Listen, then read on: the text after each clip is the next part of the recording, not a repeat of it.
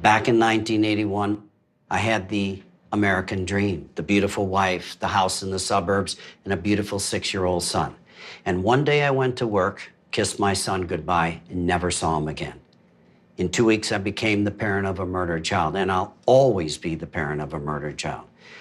I still have the heartache. I still have the rage. I waited years for justice. I know what it's like to be there waiting for some answers. And over those years, I learned how to do one thing really well, and that's how to catch these bastards and bring them back to justice. I become a manhunter. I'm out there looking for bad guys.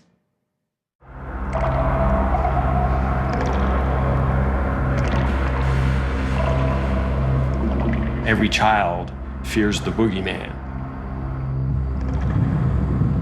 And unfortunately, their father was their boogeyman. That's the sad thing about the whole thing.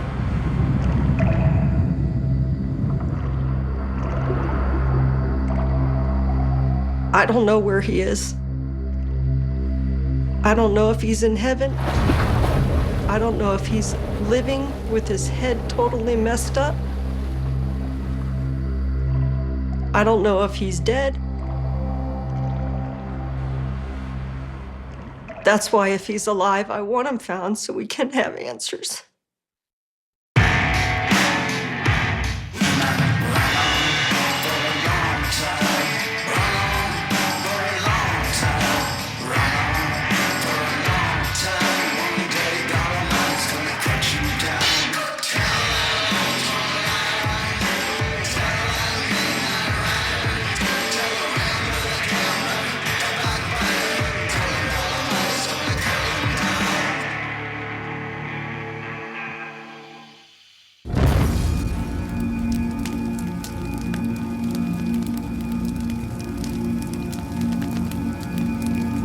April 10th, 2001, at approximately 8:42 in the morning is when we received the 911 call. 911, I can see. There's just an explosion. Can you see it? Big fire. You bet I can see it. Wait, were there people inside the house? Yes, there are. They're probably dead. It was prime time for the news, so you had a lot of news media. It was a very large scene.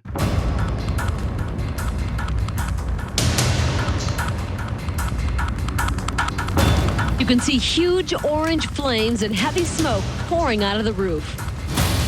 My husband called and he said, "Do you have the TV on?" I said, "Yes." He said, "That's Mary's house." I said, "Oh my gosh." I said, "She's gonna be having a bad day." I got a phone call from my mom. She was saying that she was watching a home on fire on the news and she knew it was my brother's house. And I said, "Mom, how do you know it's Robert's house?" She said, "It's his. I can tell by the helicopter shot."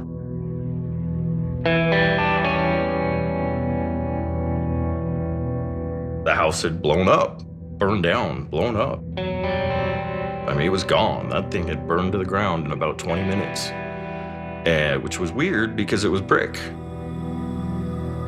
Fire department had just put the fire out.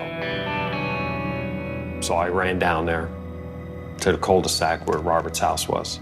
The neighbors were saying that it's a possibility that the family's in the house, so that's why we responded. As we approached the house, it was just one big hole. We're just doing a walkthrough, just to kind of get an understanding of what we're dealing with.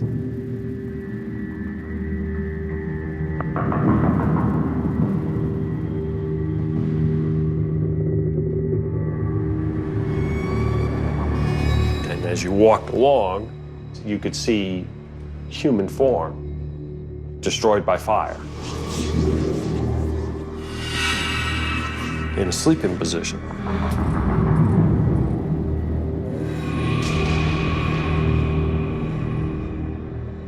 And there were two children, and what appeared to be an adult. They were found in their beds. I'm not an expert, but usually most fires, somebody awakes. They would have been, trying to get out the front door, trying to get out of the bedrooms, trying to get out of the structure in and of itself. And there was no evidence of that. So we immediately believed we had a triple homicide. The children's throats had been slashed. Brittany, who was age 12, and then Bobby, who was age 10. The lacerations to the neck were very deep. They actually went into the vertebrae of the bones. They were so deep. It was Mary that was in the bedroom. Mary's throat was slashed. She was shot in the back of the head with a .38 revolver. One person was missing. Robert Fisher, the father of the family, was not in the home. All signs, all evidence pointed to Robert Fisher as being the suspect. I don't want to believe that my brother did this. I'm still hoping that something else happened. Once the investigation started, the fire department found the liquid-based pour pattern that spread down the hallways and into the bedroom, around the beds. A liquid-based accelerant that helped make the fire burn faster and hotter. There was a broken gas line, a deliberate gas line that had been manipulated, and so it was spewing gas into the home. And he just lit a candle in the hallway. The gas filled up in the home. It probably was a good 10 hours. And then after so many hours, the gas got so heavy, it dropped onto the candle.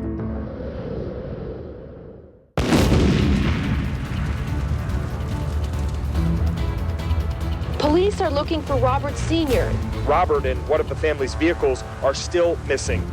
This guy did the ultimate narcissistic, cold-blooded move, and that was to murder and slit the throats of his wife and his children.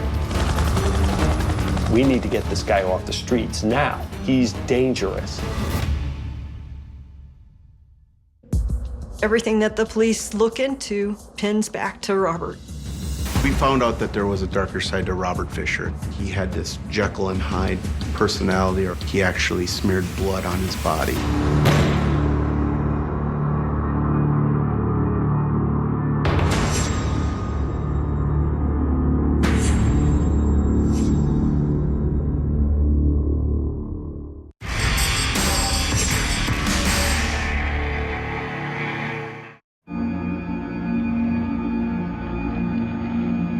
Investigators announced that this is now being considered a triple homicide. They are still looking for the father, Robert Fisher. Robert is my older brother, or was my older brother.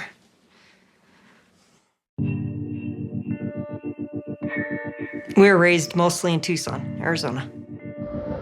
As we got into our teenage years, he really started looking after me. We were raised knowing that Jesus is our Savior. And Robert always took his faith very seriously. That doesn't mean he didn't do anything wrong in his life, as we all do. But they were bringing up their children to know the Lord and to love others. And it was very evident because of how Bobby and Brittany lived. What we learned about Robert Fisher is he worked at the Mayo Clinic as a respiratory tech. He had previously served in the U.S. Navy, attempted to try out for the Navy SEALs, failed at that. Eventually, he got work after the Navy in a fire department in Borrego Springs, California. There was a time in high school, he was building something in the middle of the street that caught on fire and it blew up, and he almost went blind because it burnt all his eyelashes and his eyebrows off his face, and my neighbor had to rush him to the hospital. That probably started his idea of wanting to be a fireman.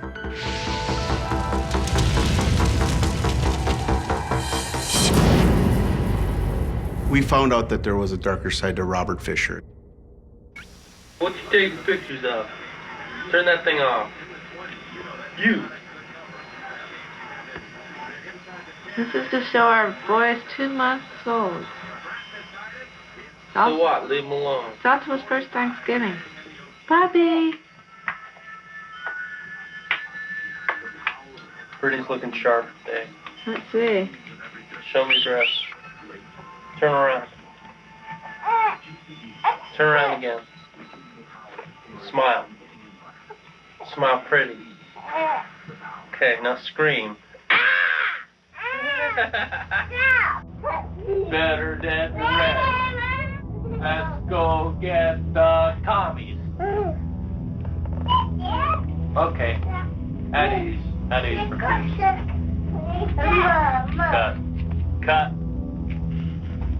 The real Robert Fisher is the ultimate control freak, and when he got sick of his wife and his children, they became the worst kind of collateral damage.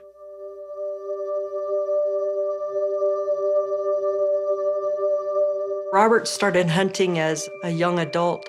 He loved being outdoors. That was his home away from home. When we started interviewing friends that he would go hunting with, that's when we would start getting information that he was aggressive. He killed an elk, and he actually smeared blood on his body. Kind of bizarre. Now, I wouldn't say necessarily normal. They were all sitting there fishing. There was a guy across the lake, and then Robert disappears. And they were all like, "Where's Robert?" And then they looked out to the water, and there he is, swimming. He's got a Bowie knife in his teeth, and he's going towards the other fishermen across the lake. That's who Robert Fisher is.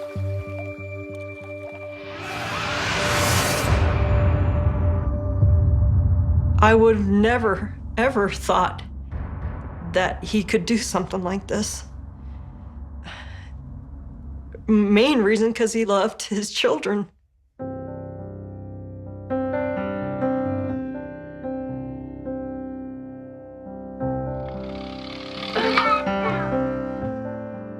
Throughout the years, I knew that there was tension with Robert and Mary for different reasons. Years ago, Mary was at a women's retreat in Prescott, and Robert went to a masseuse and fell into temptation, and he had an affair with this woman. Mary did talk about, you know, they were having problems, and that she was willing to forgive him, and that he had to make some changes, and that she, you know, wasn't going to, you know, act in haste and kick him out.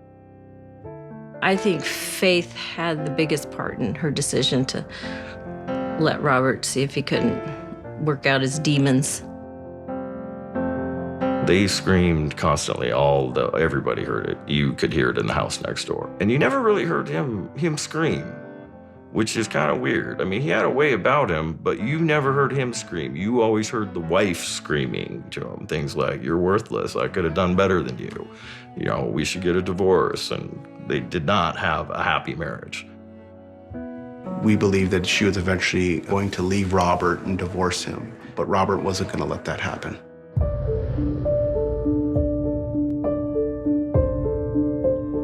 When I was in 6th grade, my parents got divorced, and Robert would have been in beginning of high school. Robert probably took it the hardest out of all of us. This is a man that always told a couple of his friends that no way would I want my children to go through a divorce like I went. That's just not going to happen. 1 for the money, 2 for the show. I want 3 to get ready and 4 to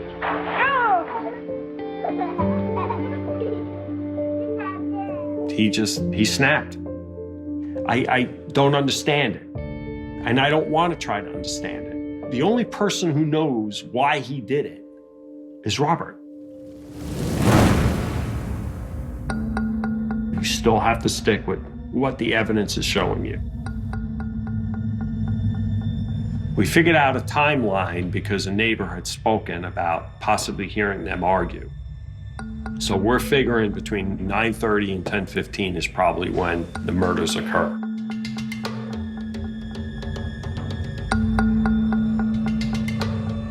What we believe happened was He murdered his children first. He just lifted their heads and slit their throats deep. And, you know, nobody hears anything. I don't know how a father could kill their own children. The way they were killed, nothing can justify that.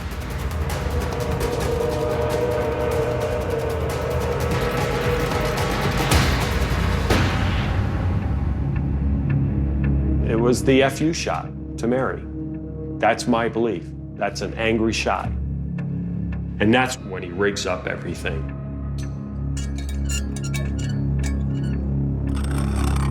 At every stage, he was trying to erase his tracks.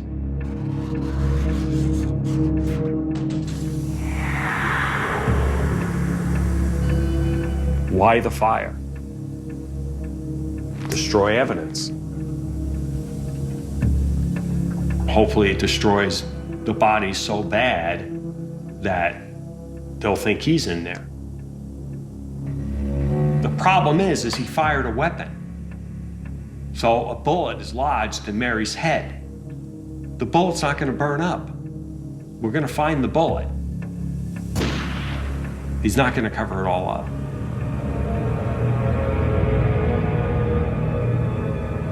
Gas rises and then drops.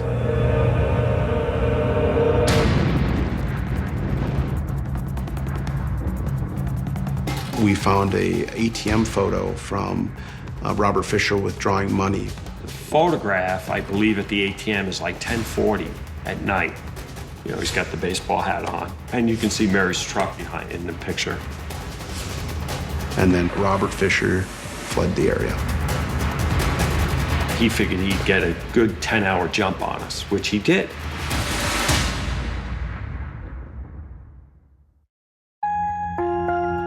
The only option if he was found alive is that he did do it.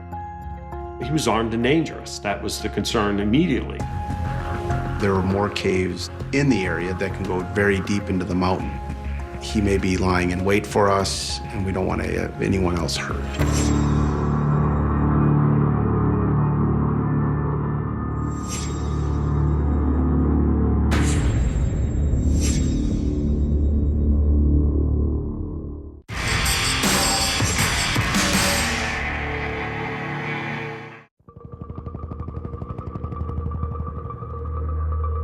The forerunner was found on April 20th. An individual was up in northern Arizona. They located a vehicle that was believed to be Robert Fisher's, Mary Fisher's forerunner. We were up there within an hour and a half. It's the Ponderosa Pine Forest. It's campgrounds, primitive campgrounds. It's a lot of pine trees. It's rolling mountains of canyons. There's caves up there. You just walk through the forest. If you see a hole, it pretty much could be a cave for spelunking. Next to the truck, there's a dog there.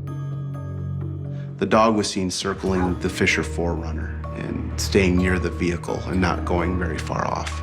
It's got porcupine quills in its snout, because obviously it got hungry. So we're thinking he's up there.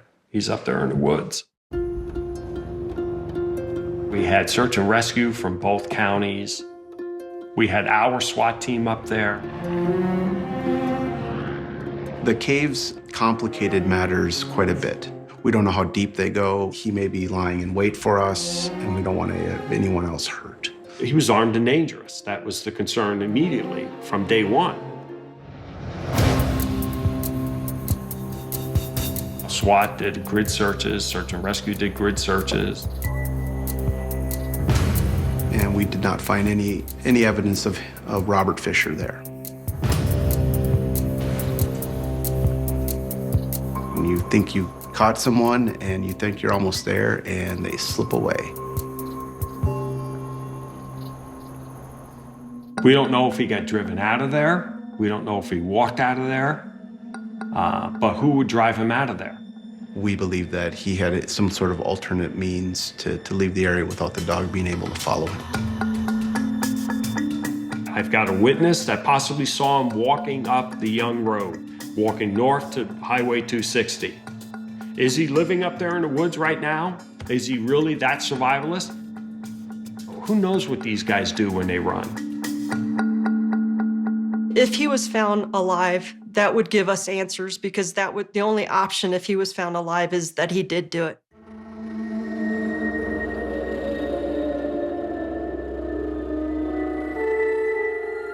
I can't picture Robert being alive and not contacting us for 14 years.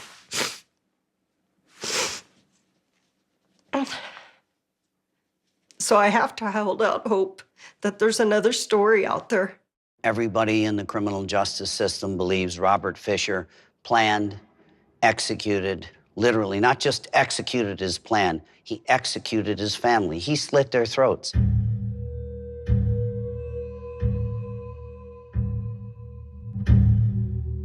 Maybe Robert went into those caves and maybe he took his life down there. It would prove that he was showing remorse and regret, so we could move forward from there. Finding if he committed suicide would give us one answer, but it would never answer all the questions that we have. I know one thing. This guy will not get away with this. He has to be held accountable. You can't kill an innocent woman and 2 beautiful children and still stay at large. He's got to go down right now.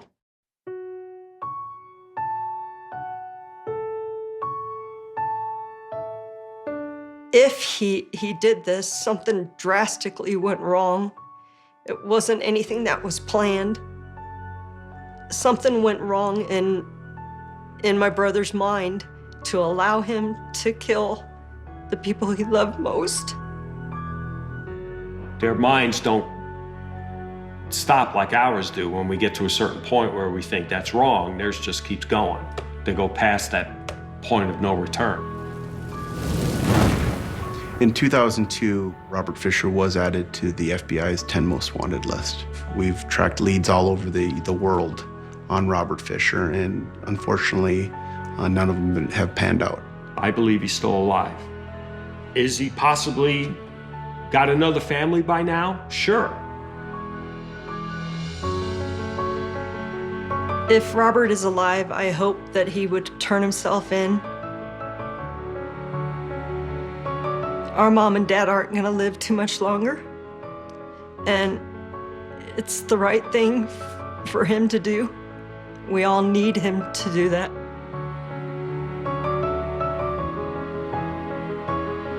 I would want him to think back to how he used to protect me as his sister, and that I need him to do that now. To protect what we have left in life and to give us answers.